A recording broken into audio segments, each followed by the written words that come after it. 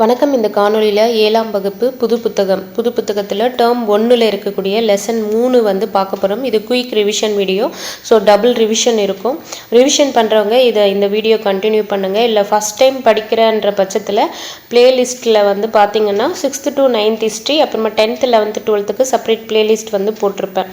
So அதில் வந்து பார்த்திங்கன்னா உங்களுக்கு டீட்டெயில்டாக எக்ஸ்பிளனேஷன் பண்ணியிருப்பேன். நீங்கள் புரிஞ்சுட்டு படிக்கிற மாதிரி. சேம் டைம் வந்து அதை எப்படி ஞாபகம் வச்சுக்கணும் அப்படின்ட்டு ஷார்ட்கட்டும் வந்து சொல்லியிருப்பேன். ஸோ அதை பார்த்துட்டு வந்து ரிவிஷன் பண்ணுறவங்க இதை கண்டினியூ பண்ணுங்கள். தென்னிந்திய புதிய அரசுகள், பிற்கால சோழர்களும் பாண்டியர்களும். தென்னிந்தியாவில் வந்து பார்த்திங்கன்னா முடியாட்சி அரசுகள், சேர சோழ பாண்டியர் பல்லவர்கள் எல்லாம் ஆட்சி பண்ணியிருப்பாங்க. அந்த முடியாட்சி அரசர்களில் ஒருத்தர் தான் வந்து யாருன்னா சோழ அரசு. நீர்ப்பாசன அமைப்பு முறை வந்து விரிந்து பறந்தது யாருடைய காலத்துலன்னா சோழர்களுடைய காலத்தில் வந்து நீர்ப்பாசன அமைப்பு முறை விரிந்து பறந்திருந்தது. சோழர்கள் ஆட்சியினுடைய புத்தெழுச்சி அப்படின்னு பார்த்தீங்கன்னா பண்டைய சோழ அரசு வந்து காவிரி ஆற்றின் கலிமுக பகுதியை வந்து மையப்பகுதியாக கொண்டிருந்தாங்க. இதில் வந்து பண்டைய சோழ அரசு, முற்கால சோழ அரசு, சங்ககால சோழ அரசுனாலும் சேம் தான். ஸோ பண்டைய சோழ அரசு வந்து எதை வந்து மையப்பகுதியாக கொண்டிருந்தாங்கன்னா காவிரி ஆற்றின் கலிமுக பகுதி. அவர்களுடைய தலைநகர், பண்டைய சோழ அரசர்களுடைய தலைநகர் எதன்னா உறையூர். அது எங்க இருக்குன்னா இன்றைய திருச்சியில வந்து அமைஞ்சிருக்கு. பண்டைய சோழர்கள் கரிகாலனின் ஆட்சி காலத்தில் இவ்வரசு, சோழர்களுடைய அரசு வந்து சிறப்பான இடத்தை வந்து வகித்தது. அதுக்கப்புறம் பிற்காலத்துல வந்து பாத்தீங்கன்னா 9ஆம் நூற்றாண்டுல விஜயால சோழ வம்சத்தை வந்து மீட்டெடுக்கிறாரு. 9ஆம் நூற்றாண்டுல சோழ வம்சத்தை மீட்டெடுத்தவர் யாருன்னா விஜயாலன். விஜயாலன் வந்து எந்த ஊரை வந்து தலைநகராக கொண்டு ஆட்சி பண்ணியிருப்பாருன்னா தஞ்சாவூரை வந்து தலைநகராக கொண்டு ஆட்சி பண்ணியிருப்பாரு. இவருக்கு அப்புறம், விஜயாலனுக்கு அப்புறம் வந்து முதலாம் ராஜராஜனும் அவருடைய மகனான முதலாம் ராஜேந்திரனும் வந்து ஆட்சி பண்ணுவாங்க. முதலாம் ராஜேந்திரன் வந்து பாத்தீங்கன்னா கங்கை கொண்ட சோழபுரத்தை தலைநகராக கொண்டு சோழ பேரரசை வந்து ஆட்சி பண்ணியிருக்காரு. விஜயாலன் வந்து தஞ்சாவூரை தலைநகராக கொண்டும் முதலாம் ராஜேந்திரனும் அவருக்கு பின்னாடி வந்த தலைவர்கள் வந்து மன்னர்கள் வந்து பாத்தீங்கன்னா கங்கை கொண்ட சோழபுரத்தை வந்து தலைநகரமாக கொண்டு ஆட்சி புரிஞ்சிருக்காங்க. முதலாம் ராஜராஜனுடைய காலம் வந்து பாத்தீங்கன்னா 985 இருந்து 1014. ஸோ இந்த 1014 வரைக்கும் கொடுத்துருக்காங்க. பட் 1012 இருந்து 1014 வரைக்கும் முதலாம் ராஜராஜனும் ராஜேந்திர சோழனும் வந்து சேர்ந்து வந்து ஆட்சி பண்ணியிருப்பாங்க. இது வந்து நம்ம 9th 11th படிக்கிறப்போ அந்த டீட்டெயில் வந்து கொடுத்துருப்பாங்க. அது வரக்கூடிய ரிவிஷன் வீடியோவில் பார்ப்போம். சோழ பேரரசின் மாபெரும் வல்லமை பெற்ற பேரரசராக யார் இருந்தாங்கன்னா முதலாம் ராஜராஜன் வந்து இருந்திருக்காரு. சோழ பேரரசின் மாபெரும் வல்லமை பெற்றவரானா ராஜராஜன். அதே சக்தி வாய்ந்த ஒரு அரசர்னா ராஜேந்திரன். கப்பர் படையெடுப்புகள் மேலை கடற்கரையிலும் இலங்கையிலும் சோழ ஆட்சி வந்து விரிவடைவதற்கு வழிவகுத்தன அப்படின்னு சொல்றாங்க. ஸோ ராஜராஜனுடைய கப்பர் படையெடுப்புகள் வந்து பாத்தீங்கன்னா இவருடைய கடல் போர்களால வந்து மேலை கடற்கரையிலையும் இலங்கையிலும் வந்து சோழ ஆட்சி வந்து விரிவடைந்தது அப்படின்னுட்டு குறிப்பிடுறாங்க. புகழ்பெற்ற ராஜேஸ்வரம் கோயில், பிரகதீஸ்வரர் கோயில், பெரிய கோயில், தஞ்சை பெரிய கோயில் எல்லாமே ஒரே கோயில தான் சொல்றாங்க. அந்த கோயிலை கட்டியவர் யாருன்னா ராஜராஜன்.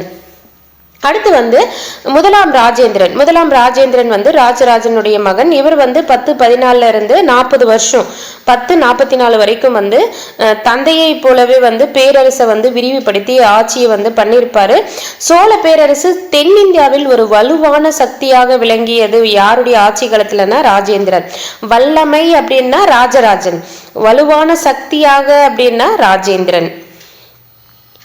சேம் டைம் வந்து பாத்தீங்கன்னா ராஜேந்திரன் வந்து வட இந்திய படையெடுப்புல வந்து பல பகுதிகளை வந்து வட இந்தியா மேல படையெடுத்துட்டு போயிட்டு நிறைய பகுதிகளை கைப்பற்றிருப்பாரு. அப்போ கங்கை கொண்டான் என தன்னை வந்து பிரகடனப்படுத்தி கொண்டார். கங்கை கொண்டான்னா கங்கையை வட இந்தியால படையெடுத்து போய் கங்கையை கைப்பற்றியவர் அப்படின்னுட்டு கங்கை கொண்டான் அப்படின்னு அவரை வந்து பிரகடனப்படுத்தி கொண்டார். கங்கை கொண்ட சோழபுரத்துல வந்து அந்த கோயிலையும் வந்து கற்றாரு.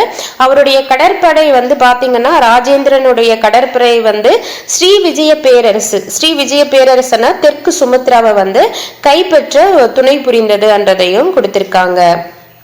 அதுக்கப்புறம் சோழ பேரரசு ஏன் வந்து சரிவை சந்தித்ததுன்னா, முதலாம் ராஜேந்திரனுக்கு அப்புறம் வந்து 3 அரசுகள் வர்றாங்க. அவங்க யாருமே திறமையானவங்க கிடையாது. அந்த 3 அரசர்கள்ல 3வதாக இருந்தவர் வீரராஜேந்திரன். வீரராஜேந்திரனுடைய மகன் தான் யாரு அப்படின்னு பாத்தீங்கன்னா அதிராஜேந்திரன். அதிராஜேந்திரன் வந்து உள்நாட்டினுடைய கழகம் ஒன்றுல கொல்லப்படுறாரு. அதோட வந்து விஜயாலனின் வழிவந்தோரின் ஆட்சி வந்து முடிவுக்கு வருது. விஜயாலன் மூலயமா தோன்றிய ஆட்சி வந்து அதிராஜேந்திரனோட முடிவடையுது. இந்த பாக்ஸ்ல இருக்கிறது முக்கியமான டீடைல். கங்கை கொண்ட சோழபுரத்தில் உள்ள இடிபாடுகள் இன்றளவும் இருக்குன்ற இமேஜை வந்து கொடுத்திருக்காங்க. முதலாம் ராஜராஜனுடைய ஆட்சி காலத்துல வந்து பாத்தீங்கன்னா கீழே சாளுக்கியர்களுக்கும் சோழர்களுக்கும் இடையே வந்து திருமண உறவு வந்து தொடங்கியது அப்படின்னு சொல்றாங்க. ராஜராஜனின் மகள் வந்து குந்தவை. ராஜராஜனின் மகள் வந்து குந்தவை வந்து சாளுக்கிய இளவரசர் விமலாதித்தனுக்கு வந்து கல்யாணம் பண்றாங்க. குந்தவைக்கும் விமலாதித்தனுக்கும் பிறந்த மகனுக்கு வந்து குந்தவை என்ன பண்றா, அவங்க அப்பாவுடைய பேரான ராஜராஜா அப்படின்னு சேர்த்து ராஜராஜ நரேந்திரன் அப்படின்னு பேர் வைக்கிறாங்க. அதுக்கப்புறம் குந்தவையினுடைய அண்ணனான முதலாம் ராஜேந்திரனுக்கு வந்து ஒரு மகள் வந்து பிறக்கிறாங்க. அந்த மகள் பேர் வந்து பாத்தீங்கன்னா அம்மங்காவை வந்து என்ன பண்றாரு, தங்கச்சி மகனுக்கு ராஜராஜ நரேந்திரனுக்கே வந்து கல்யாணம் பண்ணி தர்றாரு. யாரு, முதலாம் ராஜேந்திரன். சோ இந்த முதலாம் ராஜேந்திரனுடைய மகளுக்கும் அப்புறமா குந்தவை அவளுடைய கூட பிறந்த சகோதரியான குந்தவையினுடைய மகனான ராஜராஜ நரேந்திரனுக்கும் கல்யாணம் பண்றாங்க. அவங்களுக்கு பிறந்த குழந்தை தான் யாருன்னா முதலாம் குலோத்துங்கன். அவங்களுக்கு பேர் என்ன வச்சிருப்பாங்கன்னா, எப்படி குந்தவை வந்து அவங்களுடைய அப்பா பேரான ராஜராஜ நரேந்திரன் அப்படின்ட்டு பையனுக்கு பேர் வச்சாங்களோ, அதே போல அமங்காவும் அவங்களுடைய அப்பாவான ராஜேந்திரனுடைய பேரை சேர்த்து ராஜேந்திர சாளுக்கியன் அப்படின்னு பேர் வச்சிருப்பாங்க. இந்த அதிராஜேந்திரன் வந்து இறந்துருவார் இல்லையா, இறந்ததுமே வந்து சோழ ஆட்சியை மீட்டெடுக்கணும்னுட்டு இந்த ராஜேந்திர சாளுக்கியன் வந்து பாத்தீங்கன்னா முதலாம் குலோத்துங்கன் என்ற பெயர்ல சாளுக்கிய சோழ வம்சத்தின் ஆட்சியை வந்து தொடங்கி வைப்பாரு. இப்படிதான் இவர் வந்து உள்ள வர்றாரு. சோ இவர் வந்து அரியணைக்கு முதலாம் குலோத்துங்கன் என்ற பெயர்ல அரியணை ஏறின பிறகு வந்து பாத்தீங்கன்னா அச்சுறுத்தல்களை விரைவில் ஒழித்து கட்டி முதலாம் குலோத்துங்கன் தனது நிலையை வந்து உறுதிப்படுத்திக் கொண்டார். சோ நிறைய பக்கத்துல இருந்து அதிராஜேந்திரன் சோழ அரசர் இறந்துட்டாங்கன்னா எல்லாம் கைப்பற்றுதானே பார்ப்பாங்க. அந்த அச்சுறுத்தல்கள் எல்லாம் ஒழித்து கட்டி தனக்கான நிலையை வந்து உறுதிப்படுத்துறாரு. சேம் டைம் வந்து இவர் என்ன பண்றாருன்னா முதலாம் குலோத்துங்கன் தேவையில்லாத போர்கள் எல்லாம் போர்கள் தவிர்க்கிறது மூலமா மக்கள் கிட்ட வந்து நல்ல மதிப்பை வந்து பெறாரு. சேம் டைம் வேற என்ன ஆகுதுன்னா, இலங்கையில வந்து சோழர்கள் ராஜராஜன் ராஜேந்திரன் எல்லாம் இலங்கையில எல்லாம் இடத்த பிடிச்சிருப்பாங்க இல்லையா, போர் பண்ணி அந்த இருக்கக்கூடிய இடங்கள் எல்லாம் சோழர்களுக்கு சொந்தமான பகுதிகள் எல்லாம் இழக்கிறாரு. பாண்டிய நாட்டில் இருந்த பகுதிகளும் வந்து பாத்தீங்கன்னா சோழர் கட்டுப்பாட்டுல இருந்து போயிருது. சேம் டைம் வந்து காஞ்சிபுரத்தை வந்து பாத்தீங்கன்னா தெலுங்கு சோழர்கள் கிட்ட வந்து இலக்கு நேரிட்டது. யாருடைய காலத்துல, முதலாம் குலோத்துங்கன் காலத்துல அவர் வந்து தேவையில்லாத போர்கள் எல்லாம் வேண்டாம் அப்படின்னு தவிர்த்ததால இலங்கையிலையும் அதுக்கப்புறம் பாண்டிய நாட்டுல இருக்கக்கூடிய அவங்களுக்கு சொந்தமான பகுதிகளும் காஞ்சிபுரத்தை வந்து தெலுங்கு சோழர்கள் கிட்டையும் இழக்கிறாங்க. 1279 பாண்டிய அரசன் முதலாம் மாரவர்ம குலசேகர பாண்டியன் 3ஆம் ராஜேந்திர சோழனை தோற்கடித்து பாண்டியர்களுடைய ஆட்சியை வந்து இன்றைய தமிழகத்துல வந்து நிறுவுறாங்க. முதலாம் மாரவர்ம குலசேகர பாண்டியன் வந்து யாரை தோற்கடிக்கிறாங்க, 3ஆம் ராஜேந்திர சோழன். அங்க 1ஆம் ராஜேந்திர சோழன் ரொம்ப சக்தி வாய்ந்த ஒரு மன்னன் அப்படின்னு பார்த்தோம் இல்லையா, அவர் வந்து முதலாம் ராஜேந்திரன். இங்க வந்து 3ஆம் ராஜேந்திரனை வந்து தோற்கடிக்கிறாங்க. யாருன்னா முதலாம் மாரவர்ம குலசேகர பாண்டியன் வந்து தோற்கடிக்கிறாங்க. இது வரைக்கும் ஒரு வாட்டி ரீகேப் மட்டும் பார்ப்போம். ஆல்ரெடி இது ரீகேப் தான், இன்னொரு வாட்டி குயிக்கா வந்து பார்த்துருவோம். சோழ அரசு வந்து தென்னிந்திய முடியாட்சி அரசுகள்ல ஒன்று. சோழர்களுடைய காலத்துலதான் வந்து நீர்ப்பாசன அமைப்பு முறை விரிந்து பறந்தது. பண்டைய சோழ அரசனுடைய மையப்பகுதி எதுனா காவிரி ஆற்றின் கலிமுக பகுதி. பண்டைய சோழ அரசர்களுடைய தலைநகர் வந்து உறையூர் எங்க இருக்குன்னா திருச்சியில வந்து அமைஞ்சிருக்கு. பண்டைய சோழ அரசு வந்து யாருடைய ஆட்சி காலத்துல சிறப்பான இடத்தை வசித்ததுன்னா கரிகாலன் அல்லது கரிகால் வளவன் அப்படின்னு சொல்லுவாங்க. விஜயாலன் வந்து சோழ வம்சத்தை வந்து மீட்டெடுத்திருப்பாரு. எந்த நூற்றாண்டுன்னா 9ஆம் நூற்றாண்டு. விஜயாலன் வந்து எந்த இடத்தை வந்து தலைநகராக கொண்டு ஆட்சியை ஸ்டார்ட் பண்ணாருன்னா தஞ்சாவூர். முதலாம் ராஜேந்திரனும் அவருக்கு பின்னாடி வந்தவங்களும் எந்த இடத்தை தலைநகராக கொண்டு ஆட்சி பண்ணாங்கன்னா கங்கை கொண்ட சோழபுரம். சோழ பேரரசின் மாபெரும் வல்லமை பெற்ற பேரரசர் யாரு அப்படின்னு பாத்தீங்கன்னா பிற்கால சோழர்கள்ல முதலாம் ராஜராஜன். முதலாம் ராஜராஜன் வந்து எந்த படையெடுப்புகள் மூலமாக மேற்கு கடற்கரையிலும் இலங்கையிலும் சோழர் ஆட்சி விரிவடைந்ததுன்னா கப்பற் படையெடுப்புகளின் மூலமாக. ராஜேஸ்வரம் கோயில், பிரகதீஸ்வரர் கோயில் அல்லது தஞ்சை கோயிலை வந்து கட்டியவர் யாருன்னா முதலாம் ராஜராஜன். முதலாம் ராஜராஜனுடைய ஆட்சி காலம் பாத்தீங்கன்னா 985 இருந்து 1014 வரைக்கும். அதே முதலாம் ராஜேந்திரனுடைய ஆட்சி காலம்னா 1014 இருந்து 1044 வரைக்கும். சோழ பேரரசு தென்னிந்தியாவில் ஒரு வலுவான சக்தியாக விளங்கியது யாருடைய காலத்துலன்னா முதலாம் ராஜேந்திரன். வட இந்திய படையெடுப்பில் பல பகுதிகளை கைப்பற்றி கங்கை கொண்டான் என பட்டம் சுட்டி கொண்டவர் யாருன்னா முதலாம் ராஜேந்திரன். கங்கை கொண்டான்னா கங்கையை கைப்பற்றியவர். கங்கை கொண்ட சோழபுரம் கோயிலை வந்து யார் கட்டியிருப்பாங்கன்னா முதலாம் ராஜேந்திரன். கடற்படை மூலமா வந்து ஸ்ரீ விஜய பேரரசை தெற்கு சுமத்ராவை கைப்பற்றியவர் யாரு அப்படின்னா முதலாம் ராஜேந்திரன். அந்த தெற்கு சுமத்ரா கைப்பற்ற காரணமாக இருந்தது எதன்னா முதலாம் ராஜேந்திரனுடைய கடற்படை. சோழ பேரரசு ஏன் சரிந்ததுன்னா முதலாம் ராஜேந்திரனுக்கு அப்புறம் பின்னாடி வந்த அரசர்கள் வந்து அந்த அளவுக்கு வந்து வீரமானவங்க கிடையாது. அதனால அதிராஜேந்திரனோட சோழ பேரரசு, விஜயாலன் தோற்றுவித்த சோழ பேரரசு வந்து முடிவுக்கு வந்து வருது. முதலாம் ராஜராஜனுடைய மகள் யாருன்னா குந்தவை. குந்தவைக்கு யாருக்கு கல்யாணம் பண்ணி கொடுத்திருப்பாங்கன்னா கீழை சாளுக்கிய இளவரசரான விமலாதித்தனுக்கு கல்யாணம் பண்ணியிருப்பாங்க. குந்தவைக்கும் விமலாதித்தனுக்கும் பிறந்த மகன் தான் வந்து ராஜராஜ நரேந்திரன். ராஜராஜ நரேந்திரனை வந்து முதலாம் ராஜேந்திரனின் மகளான அமங்காவுக்கு வந்து கல்யாணம் பண்ணியிருப்பாங்க. ராஜராஜ நரேந்திரனுக்கும் அமங்காவுக்கும் பிறந்த குழந்தை தான் வந்து முதலாம் குலோத்துங்கன். முதலாம் குலோத்துங்கனுடைய பெயர் வந்து பாத்தீங்கன்னா ராஜேந்திர சாளுக்கியன். அவர் வந்து அதிராஜேந்திரன் இறந்த பிறகு சாளுக்கிய சோழ வம்சத்தின் ஆட்சியை வந்து முதலாம் குலோத்துங்கன் என்ற பெயர்ல வந்து தொடங்கி வச்சிருப்பாரு. இவர் வந்து ஆட்சிக்கு வந்த பிறகு வந்து பாத்தீங்கன்னா தேவையில்லாத போர்களை தவிர்த்ததால எந்தெந்த பகுதிகளை இழக்கிறாரு முதலாம் குலோத்துங்கன்னா இலங்கையில சோழர்களுக்கு சொந்தமான பகுதிகளும், பாண்டிய நாட்டில இருந்த பகுதிகளும், காஞ்சிபுரத்துல தெலுங்கு சோழர்கள் கிட்ட சோழர்களுக்கு சொந்தமான பகுதிகளை வந்து இழக்கிறாரு. 1279 வந்து பாத்தீங்கன்னா 3ஆம் ராஜேந்திர சோழன் யாரால தோற்கடிக்கப்படுறாருன்னா முதலாம் மாரவர்ம குலசேகர பாண்டியன் கிட்ட தோற்கடிக்கப்படுறார். சோழர்களுடைய நிர்வாக முறை வந்து பாத்தீங்கன்னா ஆணைகள், சோழர்களுடைய ஆணைகள் எல்லாம் வந்து பனையோலைகள்ல வந்து எழுதியிருக்காங்க அல்லது கோயில் சுவர்கள்ல வந்து பொறிச்சிருக்காங்க. சேம் டைம் வந்து சோழர்களுடைய அரசுரிமை வந்து பரம்பரை சார்ந்ததாக இருந்திருக்கு. மூத்த மகன் தான் வந்து தனது வாரிசாக வந்து தேர்ந்தெடுத்திருக்காங்க. அதாவது அரசனுக்கு அப்புறம் அடுத்த அரசன் யாருன்னா மூத்த மகன் தான். அந்த மூத்த மகனை எப்படி அழைச்சிருக்காங்க? யுவராஜன் அப்படின்னு அழைச்சிருக்காங்க. அதுக்கப்புறம் வந்து அந்த யுவராஜாக்கள் வந்து நிர்வாகத்துல பயிற்சி பெறணும்ன்றதுக்காக மண்டல ஆளுநர்களாக நியமிச்சிருக்காங்க. அரசராகிறதுக்கு முன்னாடியே யுவராஜாக்கள் வந்து நிர்வாகத்துல பயிற்சி பெறணும்ன்றதுக்காக என்னவா நியமிச்சிருக்காங்க? மண்டல ஆளுநர்களாக வந்து நியமிக்கப்பட்டாங்க. சோழ பேரரசு வந்து பாத்தீங்கன்னா எப்படி பிரிச்சாங்கன்னா பேரரசு மண்டலங்களாகவும், மண்டலங்கள் வந்து பல நாடுகளாகவும், நாடுகள் பல கூற்றங்களாகவும், பல கூற்றங்கள்னா கிராமங்களினுடைய தொகுப்பு தான் பல கூற்றங்கள் அப்படின்னு சொல்லுவோம். பல கூற்றங்களுடைய தொகுப்பு தான் பல நாடுகள். சோ அப்படியே அந்த அந்த கூற்றங்களுக்கு கீழே என்ன வரும்? கிராமம் வரும். கிராமம் தான் நிர்வாக அமைப்பின் மிக சிறிய அழகாகும் அப்படின்றதையும் குறிப்பிட்டிருக்காங்க. சோழர்களுடைய காலத்துல உள்ளாட்சி நிர்வாகம் எப்படி இருந்ததுன்னா உள்ளாட்சி நிர்வாகமானது ஊரார், சபையோர், நகரத்தார், நாட்டார் எனும் அமைப்புகளின் மூலமாக வந்து செயல்பட்டிருக்கு.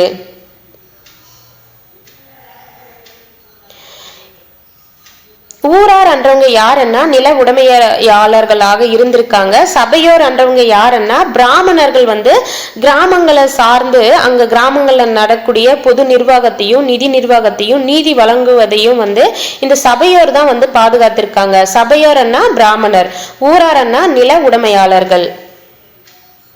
அடுத்து வந்து இங்க ஒண்ணு பார்த்தோம் இல்லையா, ஊராரன்னா பார்த்துட்டோம் நில உடைமையாளர். சபையோரன்னா பிராமணர்கள் வந்து நிதி, நீதி, அப்புறமா வந்து அந்த பொது நிர்வாகம் எல்லாம் பண்ணுவாங்க. நகரத்தாரன்னா வணிகம் பண்றவங்க. நாட்டாரன்னா அந்த இடைப்பட்ட இதுல வந்து பூசல்கள் ஏதாவது நடந்தா அதை வந்து இது பண்றவங்க தான் நாட்டார். ஸோ இங்க கொடுத்திருக்காங்க பாருங்க, நாடுகளில் நாட்டார் எனும் அமைப்பு நாடோடு தொடர்புடைய பூசல்களையும் ஏனைய சிக்கல்களையும் வந்து தீர்த்து வைத்தது. ஸோ நாட்டார் எனும் அமைப்பு வந்து பார்த்தீங்கன்னா நாடுகளோட தொடர்புடைய பூசல்களையும் ஏனைய சிக்கல்களையும் தீர்த்து வைத்தது. இது வேணும்னா நீங்கள் ஹைலைட் பண்ணிக்கோங்க, ஜஸ்ட் தெரிஞ்சுக்கோங்க. நான் சொல்லிட்டேன், நீங்கள் அது ஞாபகம் வச்சா கூட போதுமானது. ஊராரன்னா நில உடைமையாளர்கள், சபையோரன்னா பிராமணர்கள். பிராமணர்கள் என்ன பண்ணுவாங்க, இந்த சபையோர் இங்கே வந்து நிர்வாகம், நிதி இது சம்பந்தமா எல்லாமே அவங்க தான் முடிவெடுப்பாங்க. நகரத்தாரன்னா வணிகர்கள், நாட்டாரன்னா நாடுகளுக்கு இடையே இருக்கக்கூடிய பூசல்களை வந்து சரி பண்றவங்க. அடுத்து வந்து உத்திரமேரூர் கல்வெட்டுகள். உத்திரமேரூர் கல்வெட்டுன்றது ஆக்சுவலி இது வந்து பாத்தீங்கன்னா காஞ்சிபுரம் மாவட்டத்துல வந்து இருக்கக்கூடிய ஒரு கிராமம், உத்திரமேரூர் கிராமம். இது வந்து பிராமணர்களுக்கு கொடையாக வழங்கப்பட்டிருக்கு. இது வந்து பிரம்மதேய கிராமம் ஆகும் அப்படின்னு பிராமணர்களுக்கு கொடுத்ததாக இந்த உத்திரமேரூர் கிராமம் வந்து என்னன்னு சொல்றாங்க, பிரம்மதேய கிராமம் ஆகும் அப்படின்னு சொல்றாங்க. இங்க கிராம சபைகளுக்கான உறுப்பினர்கள் வந்து எப்படி தேர்ந்தெடுக்கப்பட்டாங்கன்றது குறித்து கல்வெட்டுகள் வந்து இந்த உத்திரமேரூர்ல இருக்கு அப்படின்னு சொல்றாங்க. அந்த ஒவ்வொரு குடும்பத்துல இருந்தும் வார்டு உறுப்பினர் ஒருவரை வந்து தேர்ந்தெடுப்பாங்க. மொத்தமே வந்து எத்தனை குடும்பங்கள் இருந்ததுன்னா 30 குடும்பங்கள் தான் இருந்தது. அந்த உறுப்பினர் தேர்ந்தெடுக்கிறதுக்கான தகுதிகள் என்னன்னா, அவர் 35 இருந்து 70 வயசுக்குள்ள இருக்கணும், வேத நூல்களையும் சமய நூல்களையும் தேர்ச்சி பெற்றிருக்கணும், சேம் டைம் வந்து ஒரு நில உடைமையாளராகவோ இல்லைன்னா சொந்த வீடு உடையராகவோ இருக்கணும் அப்படின்றது தான் அவருடைய தகுதிகளாக இருந்தது. அப்படி இருக்கிறவங்களுடைய பெயரை எழுதி ஒரு பானையில வந்து போடுவாங்க. பானையில போட்டு அங்க இருக்கக்கூடிய பெரியவர் ஒரு குழந்தைய கூப்பிட்டு அதுல இருந்து ஒரு சீட்டை எடுக்க சொல்லி உறுப்பினர்களை வந்து தேர்ந்தெடுப்பாங்க. சோழர்களுடைய வருவாய் அப்படின்னு பாத்தீங்கன்னா நிலவரி தான் வந்து முக்கியமானதாக இருந்திருக்கு. நிலவரியானது எப்படி அழைச்சிருக்காங்க, காணிக்கடன் அப்படின்னு அழைச்சிருக்காங்க. நம்ம பாரதியார் வந்து தமிழ் படிச்சப்போ பார்த்துருப்போம் இல்லையா, காணி நிலம் வேண்டும் பராசக்தி காணி நிலம் வேண்டும் அப்படின்னு. அப்போ காணின்றது நில அளவை குறிக்கும் பெயர் அப்படின்னு பார்த்திருப்போம். அப்போ நிலவரியானது காணிக்கடன் அப்படின்னுட்டும் அழைச்சிருக்காங்கன்ற மாதிரி ஞாபகம் வச்சுக்கோங்க. நிலவரி எவ்வளவு வசூலிச்சாங்கன்னா மகசூல்ல 1/3 பகுதி வந்து வரியாக வசூலிச்சிருக்காங்க. 1/3 பகுதின்னா 3 மூட்டை நெல் விளையுதுன்னா 1 மூட்டை வந்து அரசுக்கு வந்து கொடுத்துடணும். நிலவரி இல்லாம வந்து பாத்தீங்கன்னா தொழில் வரிகளும் வணிகத்தின் மீதான சுங்க வரிகளும் வந்து வசூலிக்கவும் செஞ்சிருக்காங்கன்றதையும் குறிப்பிட்டிருக்காங்க. சோழ அரசர்கள் வந்து வரி விலக்கு அளிக்கப்பட்ட நிலங்களும் இருந்திருக்கு. யார் யாருக்கெல்லாம் வரி விலக்கு அளிச்சிருக்காங்கன்னா, அரசு அதிகாரிகளுக்கும் பிராமணர்களுக்கும் கோயில்களுக்காக கொடுக்கப்பட்ட நிலங்களுக்கெல்லாம் வந்து வரி இல்லாம கொடுத்திருக்காங்க. கோயில்களுக்கு கொடுக்கப்பட்ட நிலங்களை வந்து தேவதான கிராமங்கள் அப்படின்னு அழைக்கிறாங்க. அதுக்கப்புறம் சமண சமய நிறுவனங்களுக்கு கொடையாக வழங்கப்பட்ட நிலங்கள் வந்து பள்ளிச்சந்தம். கோயில்களுக்கு கொடுக்கப்பட்டது தெய்வமா, அப்போ தேவதான கிராமங்கள். சமண பள்ளிகள் அப்படின்னு எல்லாம் படிச்சிருப்போம் இல்லையா, அப்போ சமண சமய நிறுவனங்களுக்கு கொடுக்கப்பட்டது பள்ளிச்சந்தம். வேளாண் வகை என்னும் நிலங்களின் உடைமையாளர்கள் வந்து எப்படி அழைச்சிருக்காங்க, வேளாளர் அப்படின்னு அழைச்சிருக்காங்க. இந்த வேளாளர்ல ஒரு பிரிவினர் வந்து இருந்திருக்காங்க. அவங்க யாருன்னா அந்த ஒரு பிரிவு வந்து உளுக்குடி அப்படின்னு இருந்திருக்காங்க. இவங்க வந்து பாத்தீங்கன்னா நிலத்துக்கு சொந்தக்காரங்களா இருக்க முடியாது.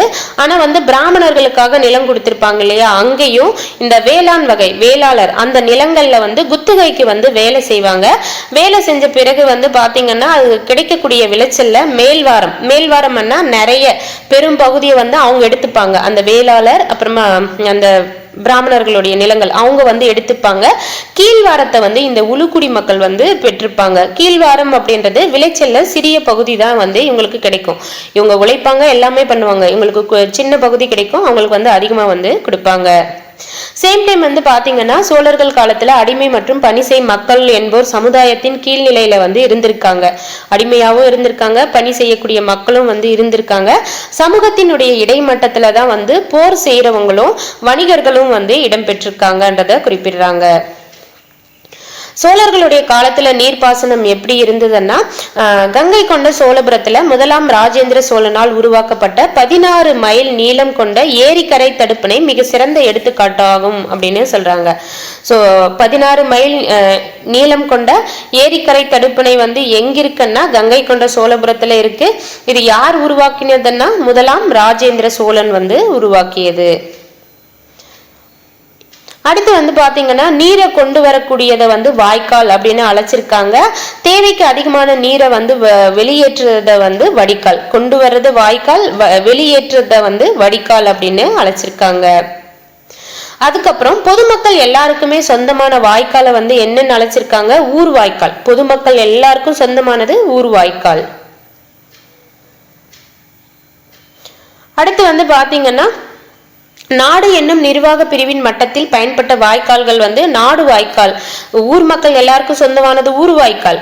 நாடு என்னும் நிர்வாக பிரிவின் மட்டத்தில் பயன்பட்ட வாய்க்கால்கள் வந்து நாடு வாய்க்கால் அப்படின்னு குறிப்பிட்டிருக்காங்கன்றத சொல்லியிருக்காங்க. ஸோ இது வரைக்கும் ஒரு வாட்டி ரீகேப், இன்னொரு வாட்டி ரீகேப் பார்ப்போம்.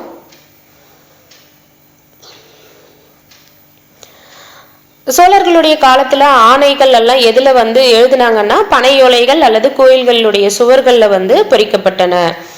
சோழர்கள் காலத்துல அரசுரிமை வந்து பரம்பரை சார்ந்து வந்து இருந்தது. மூத்த மகனை வந்து தனது வாரிசாக அரசர் வந்து அறிவிப்பாரு.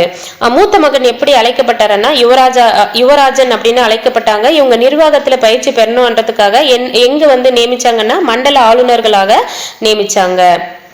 சோழ பேரரசு எப்படி பிரிக்கப்பட்டதுன்னா பேரரசு வந்து மண்டலங்களாகவும், மண்டலங்கள் பல நாடுகளாகவும், நாடுகள் வந்து பல கூற்றங்களாகவும், கூற்றங்கள் கிராமமாக வந்து பிரிக்கப்பட்டது. கிராமமே நிர்வாக அமைப்பின் மிகச்சிறிய அலகு. ஸோ நிர்வாக அமைப்பின் சோழர்கள் காலத்துல நிர்வாக அமைப்பின் மிகச்சிறிய அலகு எதுன்னா கிராமம் தான்.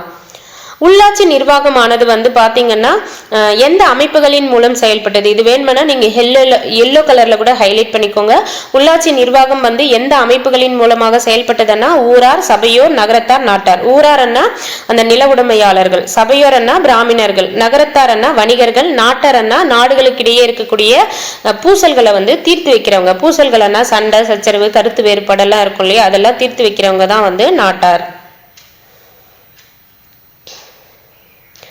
உத்திரமேரூர் கல்வெட்டு எங்க இருக்குன்னா காஞ்சிபுரம் மாவட்டத்துல உத்திரமேரூர் கிராமம்ல தான் வந்து உத்திரமேரூர் கல்வெட்டு வந்து இருக்கு. இந்த உத்திரமேரூர் கிராமம்ன்றது பிராமணர்களுக்கு கொடையாக வழங்கப்பட்ட ஒரு பிரம்மதேய கிராமம். சோ இங்க இந்த உத்திரமேரூர் கல்வெட்டுல வந்து பாத்தீங்கன்னா அந்த சபைக்கான கிராம சபைக்கான உறுப்பினர்களை எப்படி தேர்ந்தெடுக்கணும் அப்படின்ற டீட்டெயில் வந்து இருக்கு. எப்படி தேர்ந்தெடுப்பாங்கன்னா ஆக்சுவலி அந்த கிராமத்துல இருந்து 30 குடும்பங்கள் இருப்பாங்க. அவங்களுக்கான தகுதிகள் வந்து 35 இருந்து 70 வயதுக்குள்ள இருக்கணும். வேத நூல்களையும் சமய நூல்களையும் தேர்ச்சி பெற்றிருக்கணும். நில உடைமையாளராகவோ அல்லது சொந்த வீடு உடையவராகவோ இருக்கணும். சோழர்களுடைய முக்கியமான வருவாய் எதுன்னா நிலவரி. நிலவரியை வேற எப்படி அழைப்பாங்க? காணிக்கடன் அப்படின்னு அழைப்பாங்க. மகசூல்ல எத்தனை பங்கு வந்து வசூலிச்சாங்க சோழர்கள்னா 1/3 பங்கு வந்து வசூலிச்சாங்க. வரி விலக்கு அளிக்கப்பட்ட நிலங்கள் வந்து இருந்தது. கோயில்களுக்கு வழங்கப்பட்ட நிலங்கள், வரி விலக்கு அளிக்கப்பட்ட நிலங்கள் என்னென்னு பாத்தீங்கன்னா தேவதான கிராமங்கள் கோயில்களுக்காக கொடுத்தது. பள்ளி சந்தம் வந்து சமண சமய நிறுவனங்களுக்கு கொடையாக கொடுத்தது. வேளாண் வகை என்னும் நிலங்களின் உடைமையாளர்களை எப்படி அழைப்பாங்க? வேளாளர் அப்படின்னு அழைப்பாங்க. உளுக்குடி என்றவங்க வந்து பாத்தீங்கன்னா வேளாளர்ல இருக்கக்கூடிய ஒரு பிரிவினர். இவங்க வந்து சொந்தமா நிலத்தை வந்து வைக்க வந்து முடியாது. மேல்வாரம் அண்ணா விளைச்சல்ல பெரும் பகுதி வந்து பெறுவாங்க. கீழ்வாரம் அண்ணா விளைச்சல்ல சிறு பகுதி பெறுவாங்க. இந்த உளுக்குடி என்றவங்க விளைச்சல்ல சிறிய பகுதி வந்து பெறக்கூடியவங்க. கங்கை கொண்ட சோழபுரத்தில் முதலாம் ராஜேந்திர சோழனால் உருவாக்கப்பட்ட 16 மைல் நீளம் கொண்ட ஏரிக்கரை தடுப்பணை வந்து மிக சிறந்த எடுத்துக்காட்டாகும். வாய்க்கால் அண்ணா நீரை கொண்டு வர்றது, வடிகால் அண்ணா அதிகமான நீரை வந்து வெளியேற்றுது. பொதுமக்கள் அனைவருக்கும் சொந்தமான வாய்க்காலை எப்படி சொல்லுவாங்க? ஊர் வாய்க்கால் அப்படின்னு சொல்லுவாங்க. நாடு என்னும் நிர்வாக பிரிவின் மட்டத்தில் பயன்பட்ட வாய்க்காலை வந்து நாடு வாய்க்கால் அப்படின்னு சொல்லுவாங்க. அடுத்து வந்து பாருங்க மதம். சோழர்களுடைய எதை வந்து ஃபாலோ பண்ணாங்கன்னா சைவத்தின் மீது மிகுதியான பற்று கொண்டவர்களாக வந்து இருந்தாங்க. சிவபெருமானின் திருவிளையாடல்கள் வந்து சைவ அடியார்களான நாயன்மார்கள் வந்து ஏற்றிருப்பாங்க. ஸோ நாயன்மார்களால் ஏற்றப்பட்ட பாடல்களை வந்து யார் தொகுத்திருப்பாங்கன்னா நம்பியாண்டார் நம்பி அவர்கள் வந்து தொகுத்திருப்பாங்க. அதை தான் வந்து திருமுறைகள் அப்படின்னு அழைக்கிறோம். சோழர்கள் காலத்தில் பிரம்மாண்டமான கோயில்கள் வந்து கட்டியிருப்பாங்க. அதற்கான கோயில்கள் எங்க இருக்குன்னா தஞ்சாவூர்லயும், கங்கை கொண்ட சோழபுரம், தாராசுரத்துல வந்து இருக்கு. சோழர்கள் காலத்தினுடைய கல்வி பணின்னு பார்த்தீங்கன்னா முதலாம் ராஜேந்திரன் எண்ணாயிரத்தில் வந்து ஒரு கல்லூரியை வந்து அமைச்சிருப்பாரு. எண்ணாயிரம் எங்கே இருக்குன்னா தற்போது விழுப்புரம் மாவட்டத்தில் வந்து இருக்குது. அது வந்து ஒரு வேத கல்லூரி. அங்கே 14 ஆசிரியர்கள் வந்து இருந்திருக்காங்க. அவங்க 340 மாணவர்களுக்கு வந்து வேதங்கள், இலக்கணம், உபநிடதம் எல்லாம் சொல்லி கொடுத்துருக்காங்க. அவருக்கு பின்னாடி வந்த முதலாம் ராஜேந்திரருக்கு பின்னாடி வந்த அரசர்கள் வந்து பார்த்தீங்கன்னா அவரை முன்மாதிரியாக கொண்டு புதுச்சேரிக்கு அருகே இருக்கக்கூடிய திருபுவனை என்ற ஊரில் வந்து 1948லையும் செங்கல்பட்டு மாவட்டத்தில் இருக்கக்கூடிய திருமுக்கூடல்ல வந்து 1967லையும் வந்து பார்த்தீங்கன்னா இதே போன்ற கல்லூரிகளை வந்து நிறுவிருக்காங்க. புதுச்சேரியில் திருபுவனை, செங்கல்பட்டு மாவட்டத்தில் திருமுக்கூடல். புதுச்சேரியில் வந்து 1048, திருமுக்கூடல்ல வந்து 1067. சோழர்கள் காலத்துல தான் வந்து பாத்தீங்கன்னா பெரிய புராணமும் கம்பராமாயணமும் வந்து ஏற்றிருக்காங்க. சோழர்கள் காலத்துல வணிகம் வந்து சிறப்பாகவே நடந்திருக்கு. சேம் டைம் வந்து பாத்தீங்கன்னா வணிக குழுக்கள் எல்லாம் இருந்திருக்கு. 5 வண்ணத்தார், மணி கிராமத்தார் என்ற வணிக குழுக்கள் இருந்திருக்கு. அதை கில்டு அப்படின்னு அழைக்கவும் செஞ்சிருக்காங்க. 5 வண்ணத்தார் என்றவங்க யாருன்னு பாத்தீங்கன்னா மேற்கு ஆசிரியர்கள், அராபியர்கள், யூதர்கள், கிறித்துவர்கள், இஸ்லாமியர்கள் ஆகியோரை உள்ளடக்கியது தான் வந்து 5 வண்ணத்தார். 5 வண்ணத்தார் வந்து கடல் கடந்து வணிகம் செய்யறவங்க. அடுத்து இன்னொரு குரூப் யாருன்னா மணி கிராமத்தார். இவங்க வந்து பாத்தீங்கன்னா உள்ளூர்ல வந்து வணிகம் செய்யறவங்க, உள்நாட்டு வணிகத்துல ஈடுபடுறவங்க வந்து மணி கிராமத்தார் அப்படின்னு சொல்லுவாங்க. காலப்போக்கில் வந்து 5 வண்ணத்தாரும் மணி கிராமத்தாரும் வந்து அமைப்புகளும் வந்து ஒன்று சேருது. அது வந்து 500வர், திசையாயிரத்து 500வர் என்ற பெயர்கள்ல வந்து ஒருங்கிணைந்தது என்றதை கொடுத்திருக்காங்க.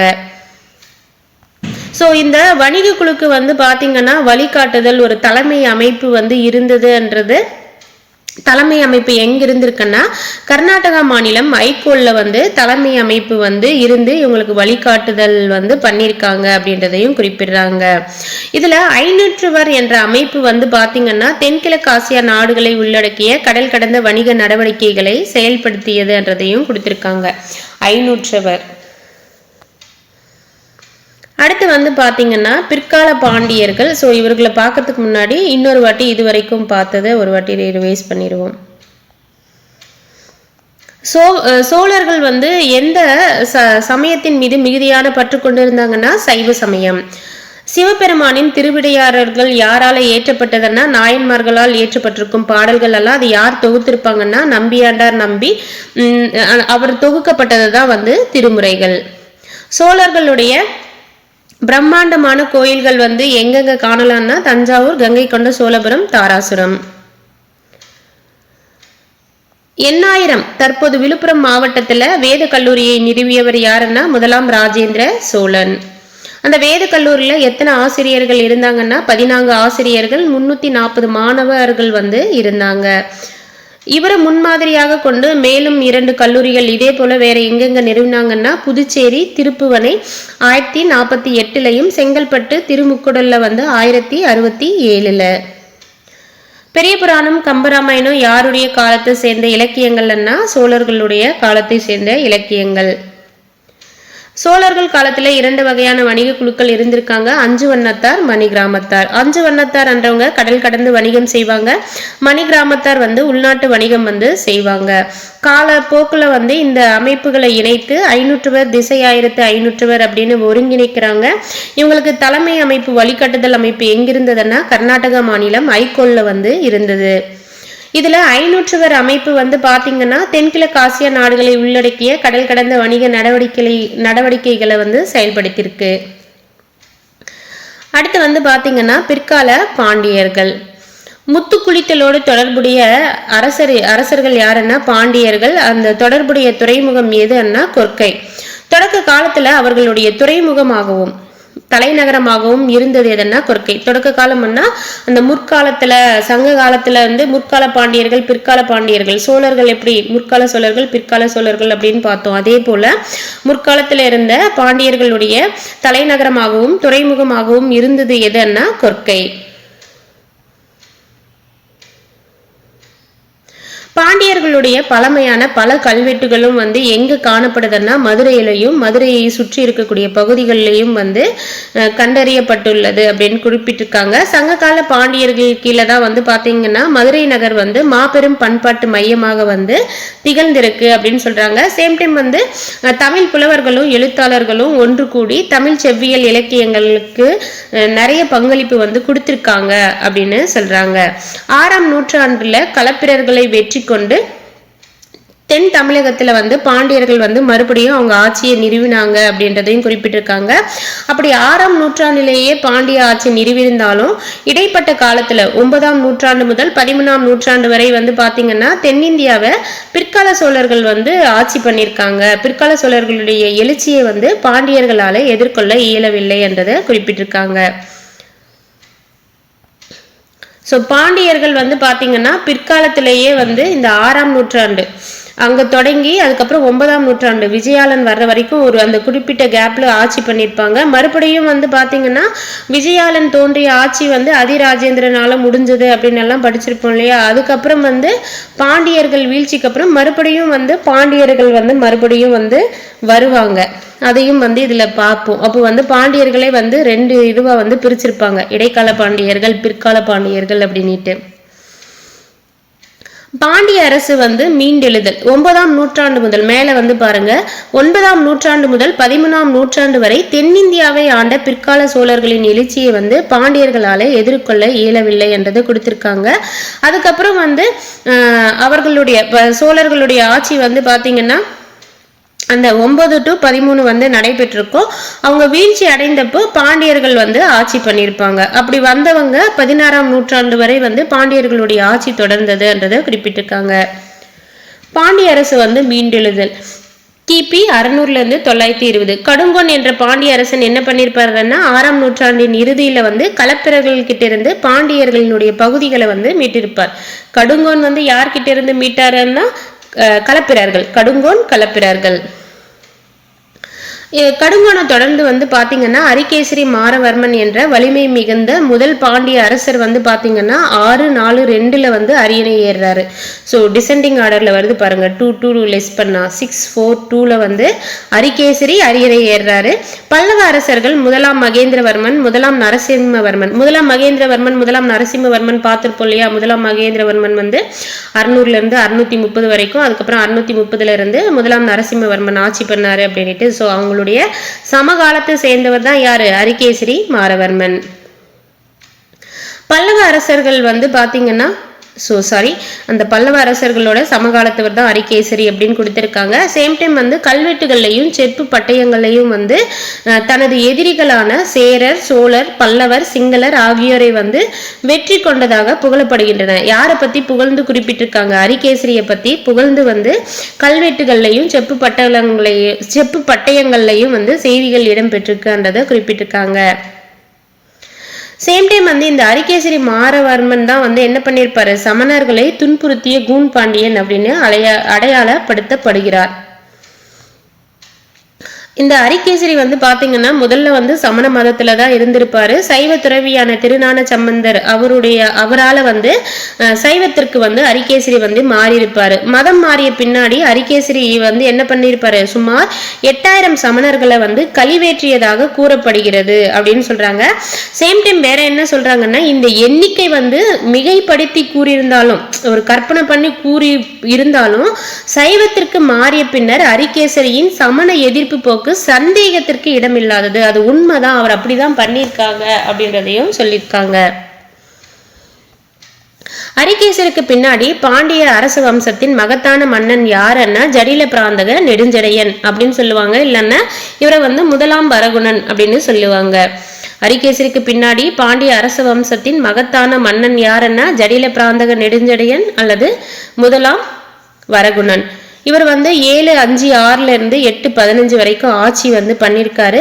வேள்விக்குடி செப்பேடுகளின் கொடையாளி யாருன்னா ஜடில பிராந்தக நெடுஞ்சடையன். வேள்விக்குடி செப்பேடுகளின் கொடையாளி வந்து ஜடில பிராந்தக நெடுஞ்சடையன். இந்த நெடுஞ்செழியன் வந்து பாத்தீங்கன்னா முதலாம் வரகுடன் என்று சொல்லக்கூடிய இவர் வந்து இவருடைய ஆட்சி பகுதியை வந்து தஞ்சாவூர், திருச்சி, சேலம், கோயம்புத்தூர் ஆகிய பகுதிகளை உள்ளடக்கியதாக பாண்டிய அரசை வந்து விரிவுபடுத்தியிருப்பாரு. சேம் டைம் வந்து பாத்தீங்கன்னா ஸ்ரீமார ஸ்ரீவல்லப்பன், இரண்டாம் வரகுடன் ஆகிய பல்லவர்களால் வந்து தோற்கடிக்கப்பட்டனர். நெடுஞ்செழியனுக்கு பின்னாடி ஆட்சி பொறுப்பை ஏற்றவங்க தான் வந்து ஸ்ரீமார ஸ்ரீவல்லப்பன், இரண்டாம் வரகுணன். ஸோ இவங்க பாண்டிய அரசர்கள் வந்து இவங்களை வந்து யார் தோற்கடிச்சிருப்பாங்கன்னா பல்லவர்கள் வந்து தோற்கடிச்சிருப்பாங்க.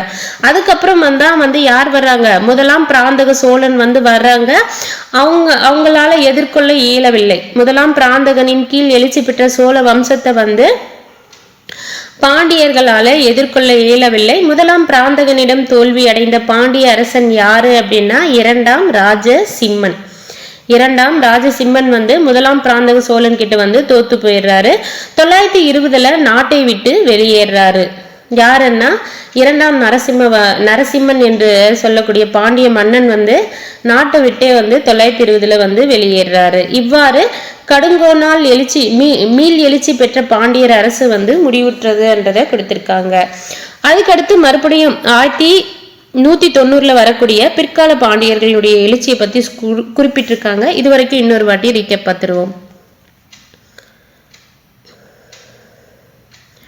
முத்துக்குளித்தலோடு தொடர்புடையது எதுன்னா கொர்க்கை வந்து முற்கால பாண்டியர்களுடைய தலைநகரமாகவும் துறைமுகமாகவும் விளங்கியது.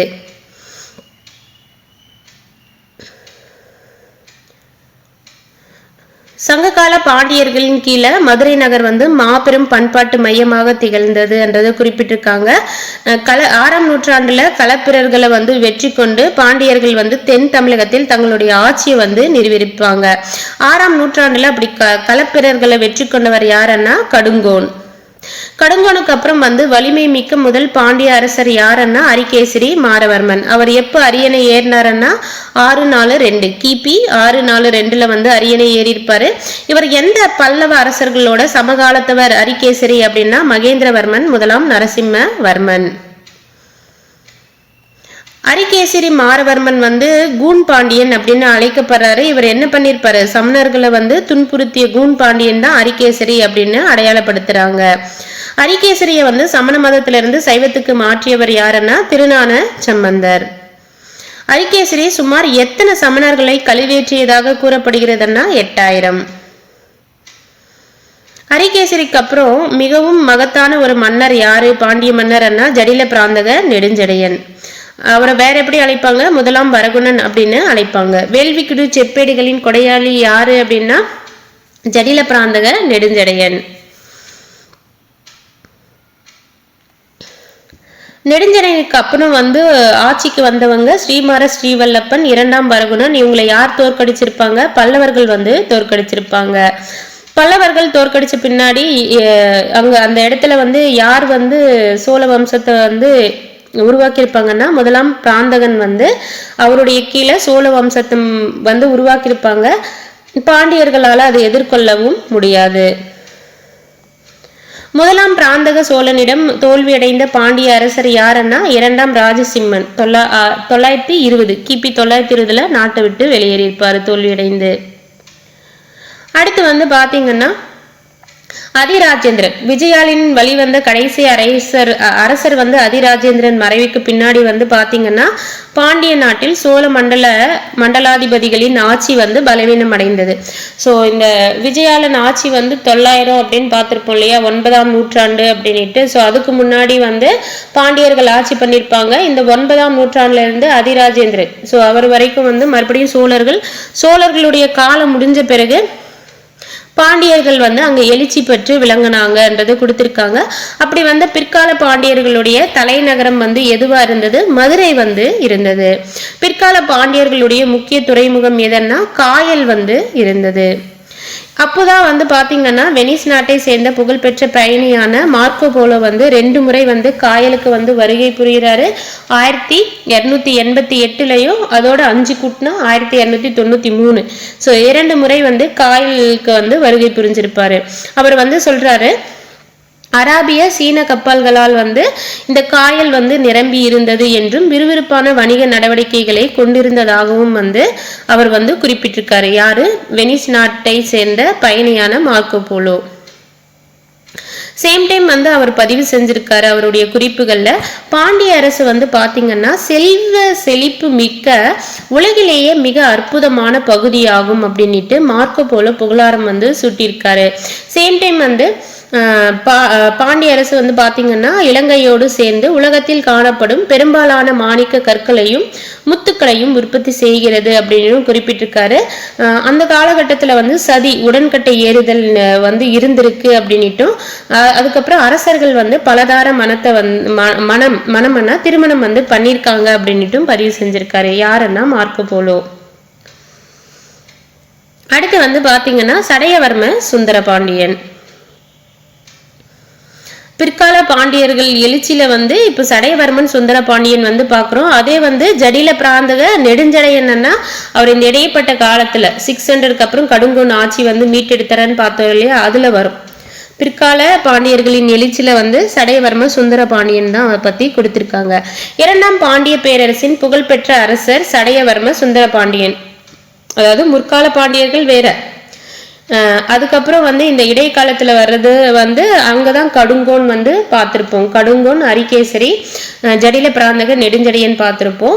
அதுக்கப்புறம் மறுபடியும் ஒரு பாண்டிய எழுச்சி வந்து தோன்றுது இல்லையா, இதை வந்து என்னன்னு சொல்றாரு, இதுல இரண்டாம் பாண்டிய பேரரசு அப்படின்னு சொல்லிட்டு புகழ்பெற்ற அரசர் வந்து சடையவர்மன் அப்படின்னு சொல்றாங்க. இந்த சடையவர்ம சுந்தர பாண்டியனை வந்து ஜடாவர்மன் அப்படின்னும் அழைக்கிறாங்க. ஸோ இவருடைய காலகட்டம் வந்து ஆட்சி பண்ணது வந்து பார்த்தீங்கன்னா 1251 இருந்து 1268 வரைக்கும். ஸோ 17 இயர்ஸ் வந்து ஆட்சி பண்ணியிருக்காரு. இவர் வந்து ஒட்டுமொத்த தமிழகத்தையும் தனது கட்டுப்பாட்டின் கீழே கொண்டு வந்து அவருடைய ஆட்சி வந்து ஆந்திர மாநிலம் நெல்லூர் வரைக்கும் வந்து பரவி இருந்தது. யாருடைய காலத்துலன்னா சடையவர்ம சுந்தர பாண்டியன் காலத்தில்.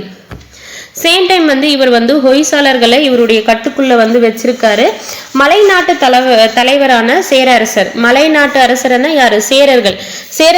சேர அரசரை வந்து இவருக்கு கீழ்ப்படிந்து கப்பம் கட்டவும் வந்து செய்ய வச்சிருக்காருன்றதையும் குறிப்பிட்டிருக்காங்க. சோழ அரசின் வீழ்ச்சியால் ஊக்கம் பெற்ற மாலவ பகுதியின் அரசர் யாரு அப்படின்னா வீர சோமேஸ்வரர் வந்து சுந்தர பாண்டியனை, இந்த சடையவர்ம சுந்தர பாண்டியனை வந்து போருக்கு வந்து அழைச்சிருக்காரு. ஸோ அவரோட போர் புரிஞ்சு வீர சோமேஸ்வரரை வந்து கண்ணனூர் என்ற இடத்துல வந்து தோற்கடிச்சிருக்காரு. யாருன்னா சடையவர்ம சுந்தர பாண்டியன். இந்த சுந்தர பாண்டியன் மட்டும் கொடுத்துருக்காங்க, பட் சடையவர்ம சுந்தர பாண்டியன் அது வேணும்னா ஃபுல் நேமை கூட நோட் பண்ணிக்கோங்க. உங்களுக்கு எங்குமே குழப்பம் அடையாம படிக்கணும்னா இங்க சடையவர்ம சுந்தர பாண்டியன்றதை நோட் பண்ணிக்கோங்க. ஏன்னா அடுத்தடுத்து அவங்க மகன்கள் வர்றப்பும் வந்து பாண்டியன் பாண்டியன் அப்படின்னு வரும், பார்த்துக்கோங்க. சடையவர்ம சுந்தர பாண்டியன் ஆட்சி போது வந்து பாத்தீங்கன்னா 2 பேர் வந்து கூட்டு அரசர்களாக ஆட்சி செய்யறாங்க. ஒன்னு வந்து விக்ரம பாண்டியன், இன்னொருத்தர் வந்து வீரபாண்டியன். ஸோ சடையவர்ம சுந்தர பாண்டியன் ஆட்சியின் போது 2 பேர் கூட்டரசர்கள், ஒன்று விக்ரம பாண்டியன், இன்னொன்று வந்து வீரபாண்டியன். விக்ரம வீர வகர வரிசையில் வருது, பார்த்துக்கோங்க. சுந்தர பாண்டியனுக்கு அப்புறம் வந்து ஆட்சி பண்ணவர் யாரு அப்படின்னு பாத்தீங்கன்னா மாரவர்ம குலசேகரன். இந்த மாரவர்ம குலசேகரன் வந்து வெற்றிகரமாக 40 வருஷம் வந்து ஆட்சி பண்ணியிருப்பாரு.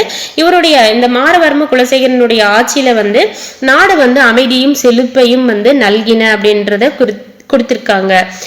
மாரவர்ம குலசேகரனுக்கு வந்து 2 மகன்கள், ஒன்னு வந்து வீரபாண்டியன், இன்னொன்னு வந்து சுந்தர பாண்டியன். முன்னாடி பார்த்த சுந்தர பாண்டியன் வந்து சடையவர்ம சுந்தர பாண்டியன். இப்ப வந்து மாரவர்ம குலசேகரனுக்கு 2 பசங்க, அதுல ஒன்னு வீரபாண்டியன், இன்னொன்னு வந்து சுந்தர பாண்டியன். இந்த 2 மகன்களுமே வந்து இருந்தாங்க. வீரபாண்டியனை வந்து மாரவர்ம குலசேகரன் வந்து கூட்டு அரசராக நியமிப்பாரு. அது வந்து மூத்த மகனான சுந்தர பாண்டியனுக்கு வந்து பிடிக்காததால அப்பாவான மாரவர்ம குலசேகரன் வந்து கொன்னுடுறாரு. அதுக்கப்புறம் வந்து உள்நாட்டுல போர் ஏற்படுது, அண்ணனுக்கும் தம்பிக்கும் போர் ஏற்படுது. ஸோ வீரபாண்டியன் வந்து வெற்றி பெற்று அவரை வந்து வலிவாக நிறுவிக்கொள்றாரு. உடனே சுந்தர பாண்டியன் என்ன பண்ணுவார், அண்ணனான சுந்தர பாண்டியன் வந்து டெல்லிக்கு விரைந்து அலாவுதீன் கில்ஜியின் பாதுகாப்புல வந்து அடைக்கலம் வந்து ஆவாரு. சோ இப்படி சுந்தர பாண்டியன் அங்க போய் அலாவுதீன் கில்ஜி கிட்ட போனதாலதான் அலாவுதீன் கில்ஜியின் படைத்தளபதியான மாலிக் கபூரின் படையெடுப்புகள் வந்து மதுரையை நோக்கி வரும். மதுரையில வந்து டெல்லி சுல்தானத்துக்கு கட்டுப்பட்ட ஒரு முஸ்லிம் அரசும் வந்து உருவாக காரணமானது. ஸோ ஆட்சி அமைப்பும் சமூகமும் அப்படின்னு பார்த்தீங்கன்னா பாண்டியர்களுடைய அரசு வந்து பாண்டிய அரசர்களை தலைநகரை பொறுத்த மட்டில் மதுரைக்கே வந்து முன்னுரிமை வந்து கொடுத்திருக்காங்க பிற்கால பாண்டியர்கள். மதுரை பொதுமக்களால் வந்து மதுரை எப்படி அழைச்சிருக்காங்க, கூடல் அப்படின்னு அழைச்சிருக்காங்க. மதுரை மன்னர்களை வந்து கூடல் கோன், கூடல் காவலன் அப்படின்னு மதிக்கப்பட்டனர் என்றதையும் கொடுத்திருக்காங்க. இராணுவ ரீதியாக அண்டை நாடுகளை காட்டிலும் பாண்டியர்களுடைய ஆதிக்கம் தான் ஓங்கி இருந்தது அப்படின்னு சொல்றாங்க. அப்படி அவங்களுடைய இராணுவம் ஓங்கி இருந்ததற்கு காரணம் என்ன அப்படின்னு பாத்தீங்கன்னா குதிரைப்படை தான். பாண்டியர்கள் கிட்ட இருந்த குதிரைப்படை. பாண்டியர்கள் வந்து அராபிய நாட்டில இருந்து அராபிய நாட்டுக்கும் பாண்டியர்களுக்கும் இருந்த வணிக தொடர்பால குதிரைகளை வந்து நிறையவே இறக்குமதி பண்ணாங்க அப்படின்னு சொல்றாங்க. சேம் டைம் வந்து பாண்டியர்கள் எதன்படி ஆட்சி பண்ணாங்கன்னா மனு சாஸ்திரப்படி தான் ஆட்சி பண்ணாங்க. அந்த மனு சாஸ்திரப்படி ஆட்சி பண்ணதால சமூகத்துல வந்து ஏற்றத்தாழ்வு நிலைகளை வந்து நியாயப்படுத்தினாங்க அப்படின்றதையும் குறிப்பிடுறாங்க. சேம் டைம் வந்து பாத்தீங்கன்னா மங்களம் அல்லது சதுர்வேதி மங்கலம் என்னும் குடியிருப்புகளை வந்து பிராமணர்களுக்காக அரசர்களும் உள்ளூர் தலைவர்களும் உருவாக்கி வந்து கொடுக்கறாங்க. அப்படி உருவாக்கப்பட்ட அந்த மங்களம் அல்லது சதுர்வேதி மங்கலம் வந்து பாத்தீங்கன்னா நீர்ப்பாசன வசதிகளோடு உருவாக்கப்பட்டிருந்தனன்றதையும் குறிப்பிடுறாங்க. நிலத்தின் உண்மையான உடைமையாளர்கள் அன்னிட்டு பாண்டியர்கள் காலத்துல யாரு குறிப்பிடுறாங்கன்னா பூமி புத்திரர் அல்லது வேளாளர் அப்படின்னு சொல்றாங்க. வரலாற்று ரீதியாக அந்த பகுதியை சேர்ந்த மக்களாக இருந்தா அவங்கள வந்து நாட்டு மக்கள் அப்படின்னு குறிப்பிடுறாங்க. இந்த சமூகத்தை சேர்ந்த மக்கள் ஒன்றிணைந்த மன்றம் வந்து பாத்தீங்கன்னா சித்திரமேலி பெரிய நாட்டார் என அழைக்கப்பட்டது. இச்சமூக மக்கள் ஒன்றிணைந்த மன்றம் வந்து சித்திரமேலி பெரிய நாட்டார் என அழைக்கப்பட்டது. ஸோ இது வரைக்கும் இன்னொரு வாட்டி ரிவைஸ் பார்ப்போம்.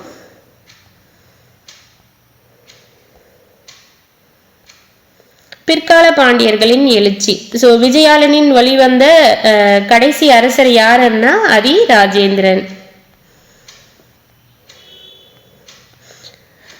பிற்கால பாண்டியர்களுடைய தலைநகரம் எதுன்னா மதுரை. வெனிஸ் நாட்டை சேர்ந்த பயணி வந்து யார் வந்து காயலுக்கு வந்திருப்பாங்கன்னா மார்க்கோ போலோ வந்து வந்திருப்பாங்க.